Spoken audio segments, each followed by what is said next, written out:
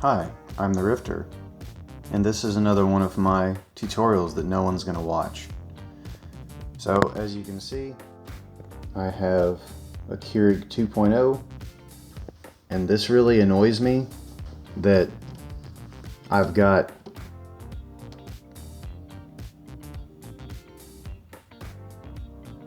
wait a minute, there we go, that I've got preferred brewed settings that I can never use. So I'm not gonna spend a whole lot of time on this video because I've seen a few videos and they're just ridiculous on how long they are. They can cut them down real far. So if you open your Keurig, you got the usual stuff there.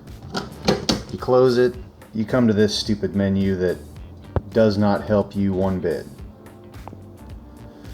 So what we're gonna do is get this to show up as your custom menu settings. Now this is mainly for people who use this.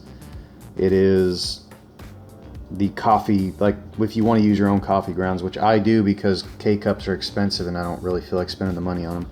So what you do is, if you're not using these, you're gonna have to poke a hole in the bottom because this one simple trick retracts the needle on the bottom. Anyway, you open this up.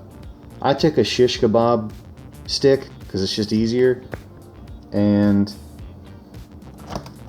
that is really hard to see. There we go, that's better.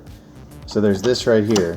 As you can see, it pulls your needle out of the way, so if you want to use a regular K-cup, you're going to have to poke a hole in the bottom of it to use it.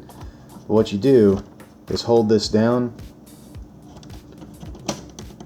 and just stick this little shish kebab stick in the right side and just leave a little bit sticking out so it's not such a pain to get out of there. So now what happens is when you close this, look at that. You have brewing an entire pot. I can brew a 16-ounce mug now, which is what I usually use because I like strong coffee. There's a bunch of useless settings on here, in my opinion, but then you got froth. So all you hipsters out there that want to use some frothy thing, you can do that too.